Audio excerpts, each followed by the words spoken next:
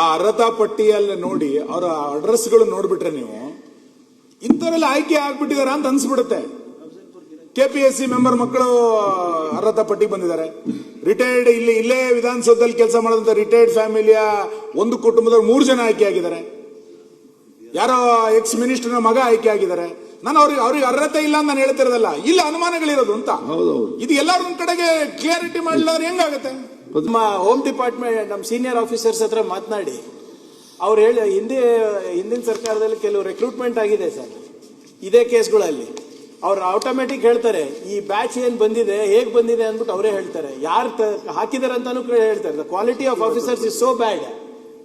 ಅವ್ರು ಹಿಂದಿನ ಸರ್ಕಾರದಲ್ಲಿ ಹಂಗೆ ಬಂದ್ಬಿಟ್ಟಿದ್ದಾರೆ. ಈಗ ಅವ್ರಿಗೇನು ಮಾಡ್ಲಿಕ್ಕೆ ಆಗ್ತಾ ಇಲ್ಲ. ಅವ್ರು ಇವಾಗ ಕುತ್ಕೊಂಡು ಪೊಲೀಸ್ ಸ್ಟೇಷನ್ ನಲ್ಲಿ ಇದ್ದಾರೆ, ತಹಸೀಲ್ದಾರ್ ನಲ್ಲಿ ಹುದ್ದೆಗಳಲ್ಲಿ ಕೂತಿದ್ದಾರೆ. ಅದು ಆಡಳಿತದ ABCD ಗೊತ್ತಿಲ್ಲ, ಒಂದು ಆಕ್ಟ್ ಓದಕ್ ಗೊತ್ತಿಲ್ಲ, ಕಾನೂನು ಗೊತ್ತಿಲ್ಲ. ಅವ್ರ IPS ಆಫೀಸರ್ಸ್ ಹೇಳ್ತಾರೆ ಸರ್ ಇದು ಆ ಬ್ಯಾಚ್ ಇದೆ ಅಂತ. ಬೇರೆ ಸರ್ಕಾರದ